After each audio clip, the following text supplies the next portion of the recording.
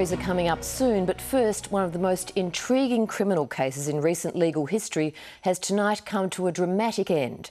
A Victorian jury has just delivered its verdict in the trial of former policeman Paul Noel Dale. For the past decade, corruption allegations against Dale have been a thorn in the side of Victoria Police. His name has been inextricably linked to Melbourne's gangland wars and to some infamous killings. For much of that time, the media has been unable to tell the full story. Tonight, Senior Sergeant Paul Dale has been acquitted of the final charges against him, so his story can now be told. Guy Stainer reports, and a warning, his story contains strong language.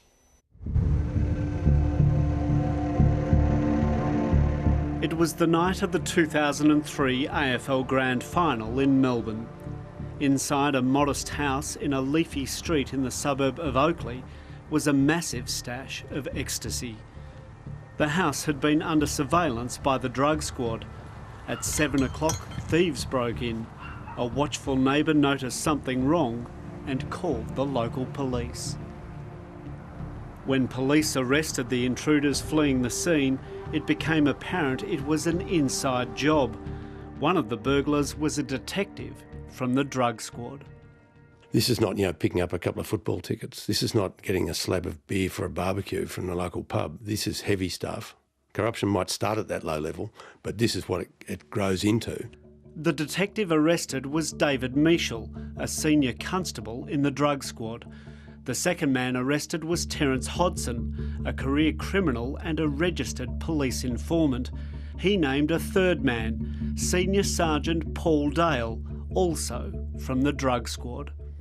Former Detective Sergeant Paul Dale was today officially sacked. The name Paul Dale echoed through many of the gangland killings and police corruption investigations that were to come.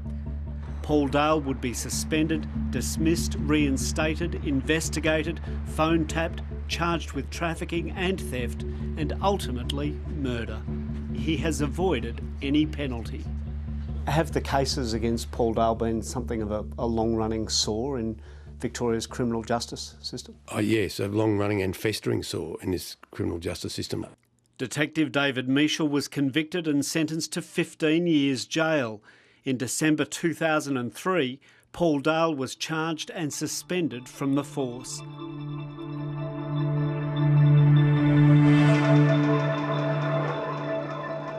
The case came in the midst of Melbourne's gangland war. 2 months after Dale's arrest, a police investigation found that he was talking to one of the key players in that war, drug baron Carl Williams. Their discussions were taped. I was fucking hoping to catch up with you tonight. Been trying to get onto you fucking for quite some time. The door's open any time for you, buddy. In early May 2004, police devices tracked Carl Williams and his father George driving to a location near where Dale was working. George Williams later gave evidence that Williams got into a blue car driven by Dale.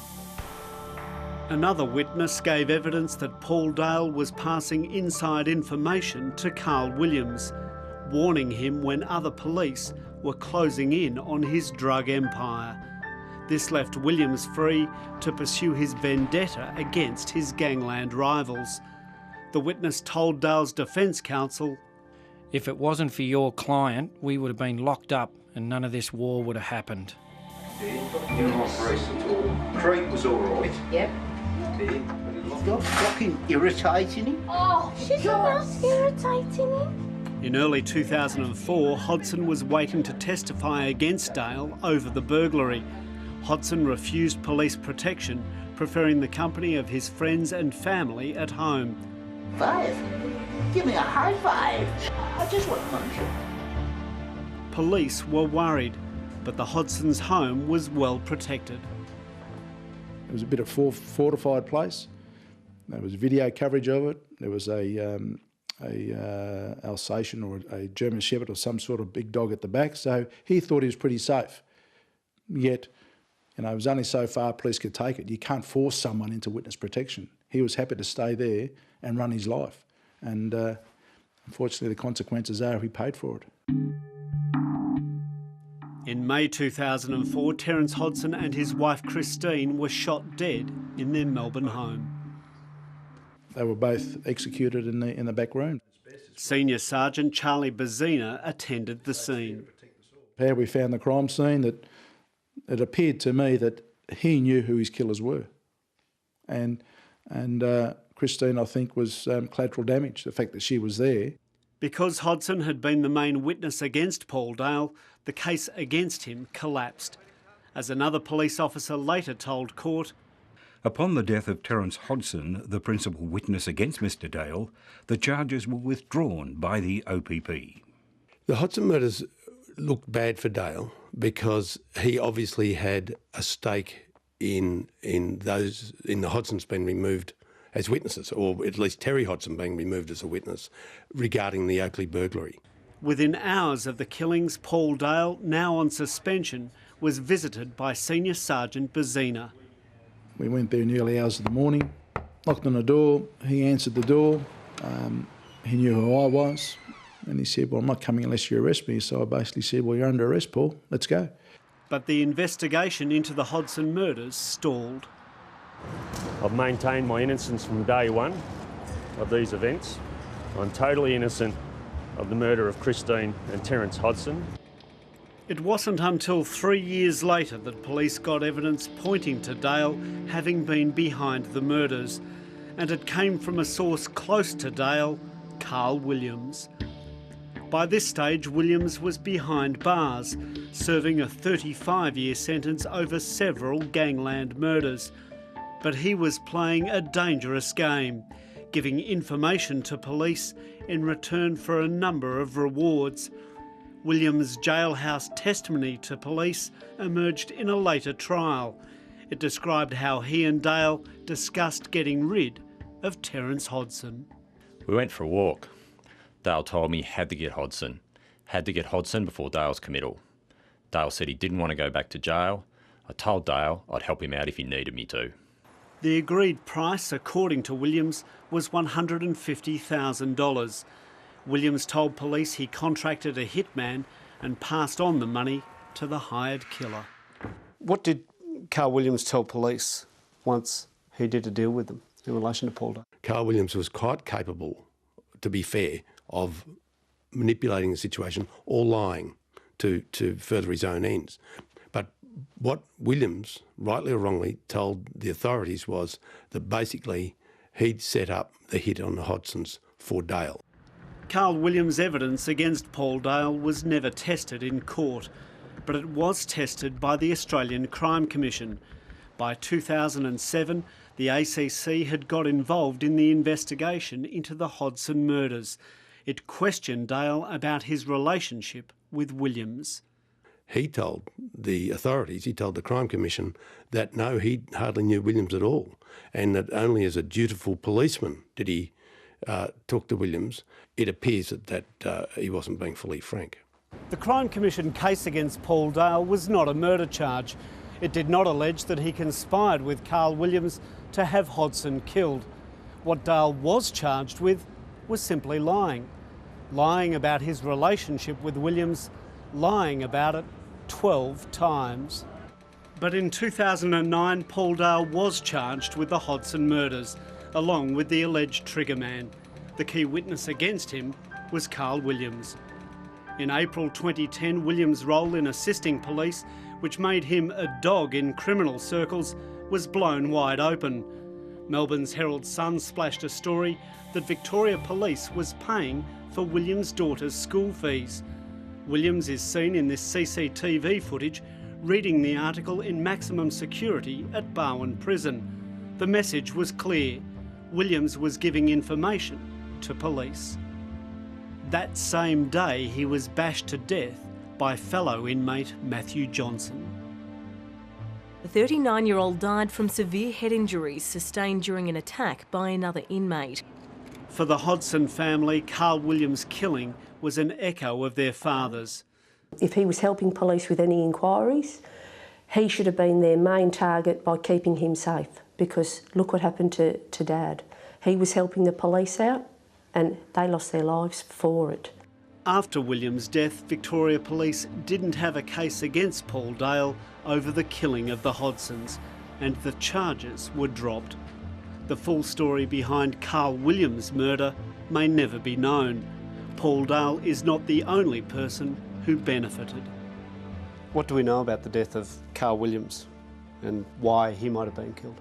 It could have been any number of reasons why someone wanted to kill Carl Williams, and not all of them good, and not necessarily linked to Paul Dale. There are other reasons why prisoners get killed in jail. They get killed in jail because, you know, they stole the dim sims. They don't need big excuses to get killed. And that was reporter Guy Stainer, who joins us now live from Melbourne. Guy, what was Paul Dale's reaction to that verdict? Well, quite amazing scenes in the court here, Tracy. Just a short time ago, as the 12th charge was read out and the jury gave its verdict of not guilty, meaning that he was found not guilty on all 12 counts, there were big gasps from his family.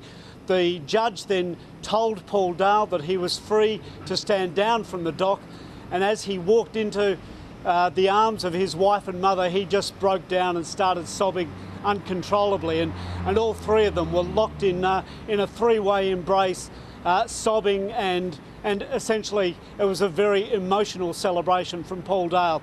As the legal team left the court here, there was no comment officially from Paul Dale. His legal team said that he was obviously delighted with the verdict, and importantly he said he was delighted to finally have the chance to have his side of things heard by a jury. What does the end of this case say about the fight against police corruption in Victoria? Well, certainly for those people that have been trying to pin something on Paul Dale, it's a very bitter blow. But so a bitter blow for the case of fighting against corruption in Victoria, but it's not the end of the case by any shot. In fact, it was only yesterday that Victoria Police announced that they'd set up Task Force Eagle, specifically looking at links between police officers and outlaw motorcycle gangs, and trying to find new ways of keeping the force clean and clamping down on any perceived corruption within Victoria Police. So after all this litigation, all this time, is this now the end of the court action against Paul Dale?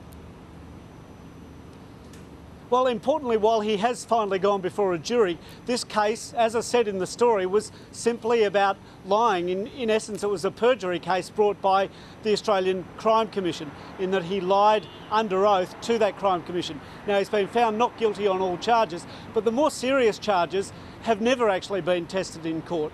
The murder of the Hodgsons remains unsolved. Paul Dale didn't go before a jury in that case, and therefore there's no double jeopardy issue there. If there was more evidence to come to light on the Hodgson murders, perhaps more charges could be laid either against Paul Dale or any other persons of interest in that case. So there is also a push towards having a second inquest into the deaths of Terence and Christine Hodgson. And of course, one of the supposed star witnesses in many of the cases that have been brought against Paul Dale, or tried to be brought against Paul Dale, was Nicola Gobbo, and she's never actually testified under oath. So it could well be the end of the legal proceedings against Paul Dale, but the door isn't fully closed as yet. Thank you very much for all that information, Guy Stainer. Guy Stainer there in Melbourne, and Sarah Curnow and Lisa Whitehead produced his report.